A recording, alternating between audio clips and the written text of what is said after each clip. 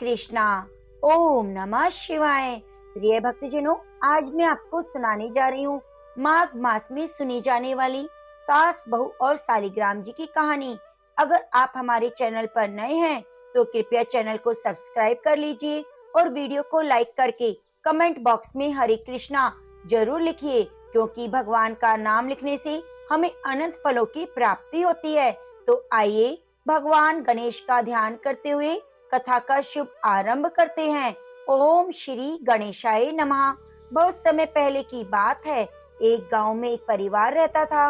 उस परिवार में एक बूढ़ी माई अपने बेटे और बहू के साथ रहती। माई के पास ढेर सारी गाय, भैंस, बकरियां थी, जिन्हें बूढ़ी माई रोज जंगल में चराने ले जाती, उनका दूध निकालती और बेचती। जो दूध बच जाता था तो दही, छाछ, घी बनाकर उसको बेचती। बुढ़िया माई का बेटा भी मेहनत मजदूरी करता था, जिससे उनके घर का गुजारा चलता था।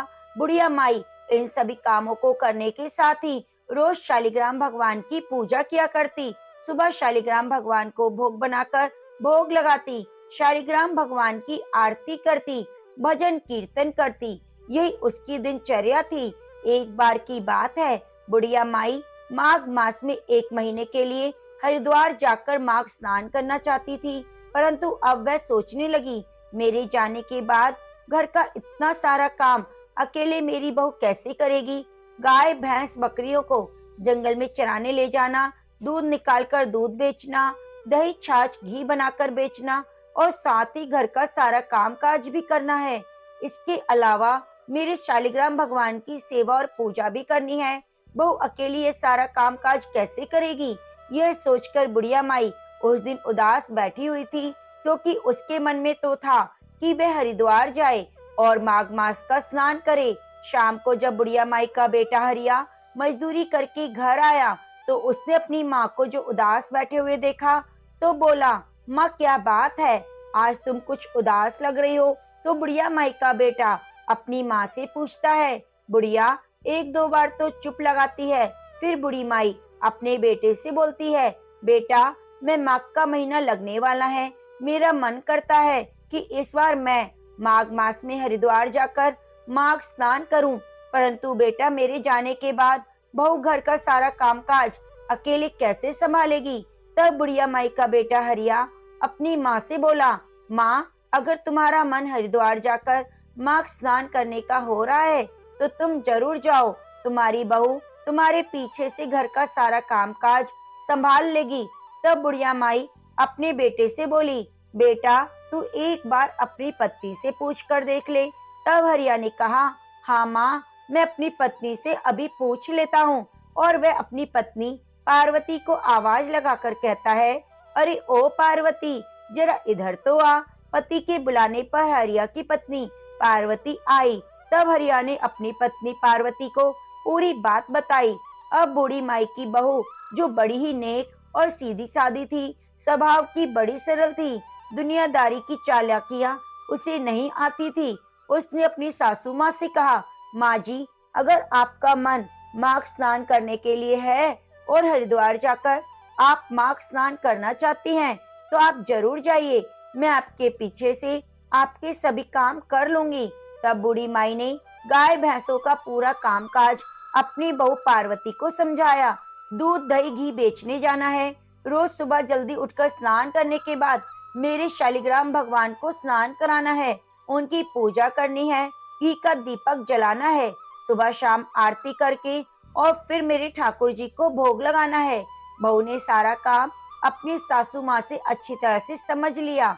तब बूढ़ी माई निश्चिंत हो गई और 1 महीने के लिए हरिद्वार में माघ स्नान करने के लिए चली गई।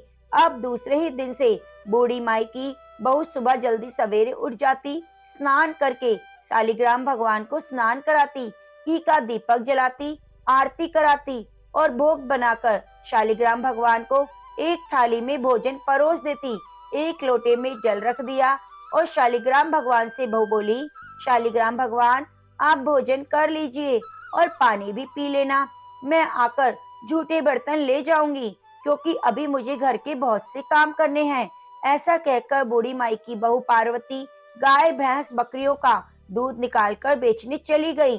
जब पार्वती वापस आई तो देखा कि शालिग्राम भगवान के पास भोजन की थाली ज्यों की त्यों रखी हुई है। अब बूढ़ी माई की बहू ने सोचा, शायद मेरी पूजा पाठ में कोई कमी रह गई होगी, इसलिए ठाकुर जी ने भोजन नहीं किया, या शालिग्राम भगवान को सासू माँ की याद आ रही होगी, इसलिए उन्होंने भोजन नहीं किया। तब थोड़ी देर के लिए बूढ़ी माई की बहू ने वापिस आंखें बंद करी और शालिग्राम भगवान की स्तुति करने लगी और बोली, हे ठाकुर जी, हे भगवान, आज मेरी पूजा पाठ में कोई गलती हो गई हो तो मुझे माफ कर देना, लेकिन आप भोजन कर लीजिए। फिर उसने सोचा, शायद मैंने पर्दा नहीं लगाया, इसलिए भगवान ने भोजन नहीं किया। तभी पार्वती तुरंत उठी और मंदिर में भगवान का पर्दा लगाकर बोली, हे शालिग्राम भगवान, मैंने पर्दा लगा दिया है, आप भोजन कर लीजिए, आपको कोई नहीं देखेगा, मैं थोड़ी देर में फिर से आती हूँ, मुझे घर के बहुत से काम है। इतना कहकर पार्वती वहां से चली गई और घर का काम खत्म करके फिर मंदिर में आई। पर्दा हटाकर देखने लगी तो भोजन की थाली में भोजन तो ज्यों का त्यों रखा हुआ था। पार्वती ने कहा, हे ठाकुर जी महाराज, अगर आप भोजन नहीं करेंगे तो मैं भी भोजन नहीं करूंगी, क्योंकि मेरी सासू माँ तो पूरे 1 महीने के लिए हरिद्वार माघ स्नान करने गई है। अगर आपको मेरी सासू माँ की याद आ रही है तो आप चिंता मत कीजिए, 1 महीने के बाद माँ जी घर वापस आ जाएंगी, फिर वही आपकी सेवा पानी और पूजा पाठ करेंगी, आपको भोजन भी परोसेंगी। अभी आप भोजन कर लीजिए। अगर आप इस तरह से 1 महीने तक कुछ खाएंगे नहीं, भोजन नहीं करेंगे, तो आप कमजोर हो जाएंगे, बिल्कुल दुबले पतले हो जाएंगे और बीमार पड़ जाएंगे। फिर मेरी सास आएगी और आपको ऐसी हालत में देखेगी तो मुझसे बहुत ज्यादा नाराज हो जाएगी। अगर आप भोजन नहीं खाएंगे तो देख लो, मैं भी भोजन नहीं करूंगी। ऊपर बैकुंठ में बैठे शालिग्राम भगवान जी मन ही मन सोचने लगे, यह बुढ़िया की बहू तो बड़े ही सीधे मन की है। अगर ये पूरे 1 महीने भोजन नहीं खाएगी तो बेचारी बीमार पड़कर मर जाएगी और हत्या का पाप मेरे सिर चढ़ेगा। मेरी वजह से इसने भोजन नहीं खाया। तभी शालिग्राम भगवान ने एक छोटे से बालक का रूप बनाया और छोटे छोटे पाँव, छोटे छोटे हाथ, पीले रंग की धोती कुर्ता पहने, हाथ में मुरलिया और पाँव में चांदी के जो कड़े और गले में सोने का कंठा, हाथ में छोटी सी बांसुरी ले रखी थी, तो वह प्रकट हो गए और उन्होंने पूरा भोजन खा लिया, लोटे का पानी भी पी लिया। अब तो बूढ़ी माई की बहू से शालिग्राम भगवान बोले, बेटा, मैंने पूरा भोजन खा लिया है, अब तुम भी भोजन कर लो। अब मैं तुम्हारी गाय भैंस और बकरियों को जंगल में चरा कर लाता हूँ, शाम को ही घर लौटूंगा। तब बूढ़ी माई की बहू पार्वती बोली, हे ठाकुर जी महाराज, आप क्यों हमारे मवेशी चराने जाएंगे?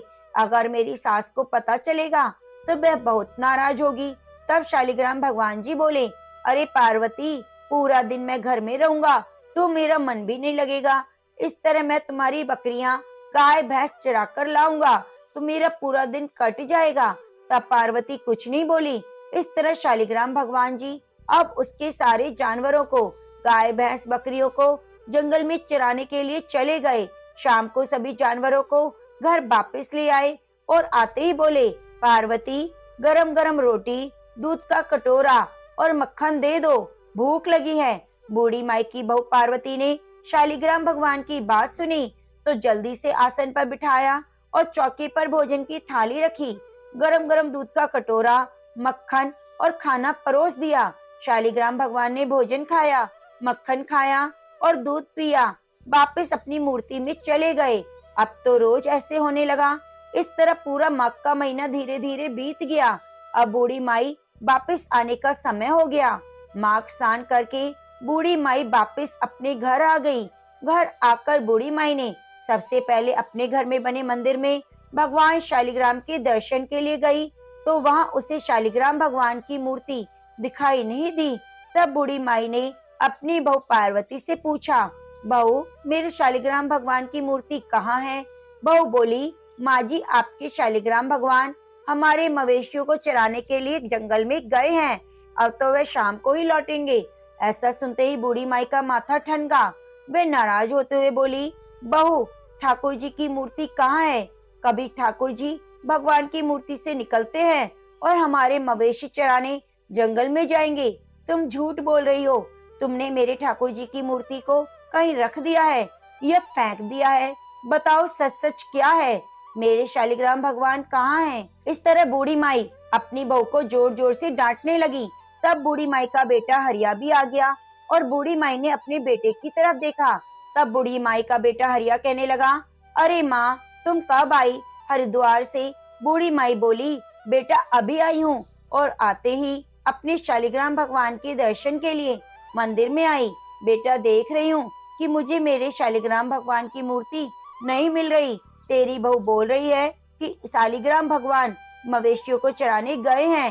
देख बेटा, मैं तेरे कहने पर ही हरिद्वार मार्ग स्नान करने गई और मैंने घर का और शालिग्राम भगवान की जिम्मेदारी तेरी पत्नी को सौंपी थी। अब तू ही अपनी पत्नी से पूछ, मेरी शालिग्राम भगवान की मूर्ति कहाँ है? तब बूढ़ी माई के बेटे ने अपनी पत्नी से पूछा, पार्वती, भगवान जी की मूर्ति कहाँ है? तब पार्वती ने वही जवाब दिया जो उसने अपनी सासू माँ को कहा था। वह कहने लगी, देखो जी, शालिग्राम भगवान मूर्ति से निकलकर मवेशियों को चराने जंगल गए हैं। अब तो वे शाम को ही आएंगे। तब बूढ़ी माई ने अपने बेटे से कहा, सुन लिया, कहीं मूर्ति से भी भगवान निकलते हैं? तब बूढ़ी माई का बेटा हरिया बोला, माँ, जहाँ तक आपने 1 महीने का धीरज रखा, शाम तक और रख लो, सच्चाई पता चल जाएगी। तब धीरे धीरे शाम हो गई। भगवान शालिग्राम गाय भैंसों को लेकर घर लौट आए और आते ही बूढ़ी माई की बहू से बोले, पार्वती बेटी, गरम गरम रोटी, दूध का कटोरा और मक्खन दे दो, मुझे बहुत भूख लगी है। शालिग्राम भगवान और उनकी आवाज केवल बहू को ही सुनाई दी और दिखाई दे रही थी, लेकिन बूढ़ी माई और उसके बेटे को न तो आवाज सुनाई दे रही थी और न ही शालिग्राम भगवान दिखाई दे रहे थे। तब बहू अपनी सासू माँ से बोली, देखिए माँ जी, आ गए आपके शालिग्राम भगवान, अब आप खुद ही पूछ लीजिए। तब बूढ़ी माई का बेटा और बूढ़ी माई पार्वती से बोले, कहाँ है शालिग्राम भगवान? हमें तो दिखाई नहीं दे रहे। तब वे कहने लगी, देखिए, यही तो सामने खड़े हैं, मुझे तो दिखाई दे रहे हैं। तब बूढ़ी माई अपने बेटे से बोली, देख बेटा, मैं सही कह रही हूँ, तेरी बहू हमें कितना झूठ बना रही है। अब वो भी मेरे सामने खड़ा है। दोपहर से लेकर शाम हो गई, लेकिन ये बहाने पर बहाने बनाई जा रही है। इसने सच्चाई नहीं बताई। इस पर काम का बोझ ज्यादा था, लेकिन इसने जो शालिग्राम भगवान की मूर्ति को कहीं फेंक दिया है ताकि मेरे शालिग्राम भगवान की पूजा ना करनी पड़े। तब बहू कहने लगी, नहीं माँ जी, मैं झूठ नहीं बोल रही। तब बहू हाथ जोड़कर शालिग्राम भगवान से बोली, हे ठाकुर जी, हे महाराज, जैसे आप मुझे दिखाई दे रहे हैं वैसे ही मेरी सास और पति को भी दिखाई दीजिए, नहीं तो वो मुझे झूठा समझेंगे। तब बूढ़ी माई और उसके बेटे को भी शालिग्राम भगवान ने दर्शन दिए और दोनों माँ बेटे भगवान के चरणों में गिर पड़े। बूढ़ी माई रोते रोते शालिग्राम भगवान से बोली, हे ठाकुर जी महाराज, मैंने आपकी पूरी उम्र भर पूजा में गुजार दी, आपने मुझे कभी दर्शन न दिए और न मेरा भोग स्वीकार किया। मेरी बहू ने 1 महीने माघ मास में आपकी पूजा पाठ की, भोग लगाया और आपने न केवल उसे दर्शन किए बल्कि भोग भी स्वीकार किया। उसके जानवरों को जंगल में चराकर लेकर आए, घर में रहने लगे। तब शालिग्राम भगवान बूढ़ी माई से बोले, अरे बुढ़िया माई, तूने तो मुझे मात्र पत्थर की मूर्ति समझा, लेकिन तेरी बहू ने तो मुझे जीता जागता आत्मा समझा, इसलिए मैंने उसे दर्शन दिए, उसके भोग को स्वीकार किया। हे बूढ़ी माई, तेरी वे बहू बहुत ही सच्ची भोली हृदय वाली है और बहुत सरल है। ऐसे लोगों पर ही तो ठाकुर जी रीझते हैं। तब बूढ़ी माई जो कहने लगी, हाँ ठाकुर जी महाराज, मुझे अपनी गलती का एहसास हो गया। ये सच्चाई मानकर बूढ़ी माई हाथ जोड़कर अपनी गलती के लिए शालिग्राम भगवान से माफी मांगने लगी। शालिग्राम भगवान अब जाते जाते बूढ़ी माई के घर को ठोकर मारकर चले गए, जिससे उसका घर सुंदर महल में बदल गया और घर में अन्न के भंडारे भर गए। 3 महीने के बाद ही बूढ़ी माई की बहू पार्वती गर्भवती हो गई और 9वें महीने में एक सुंदर पुत्र प्राप्त हुआ। शालिग्राम भगवान ने जैसे बूढ़ी माई की बहू को दर्शन दिए, उसका भोग स्वीकार किया। हे ठाकुर जी महाराज, वैसे हम सबका करना। ये जो कथा कहानी कह रहा है, सुन रहा है, उनको भी दर्शन देना, भोग स्वीकार करना, मनोकामनाओं की पूर्ति करना। तो प्रेम से बोलिए तुलसी शालिग्राम भगवान की जय। प्रिय भक्तजनों, हमारे चैनल पर नित्य प्रति माघ मास माहात्म्य की कथा भी सुनाई जा रही है, जिसमें आपको श्रीमद् भागवत कथा भी सुनने को मिलेगी और साथ ही नित्य नियम से वार त्योहार व्रत की कथाएं भी सुनाई जाती हैं। तो कृपया इसके लिए हमारे चैनल के साथ जुड़े रहिए और कमेंट बॉक्स में हरे कृष्णा लिखना ना भूलें। धन्यवाद।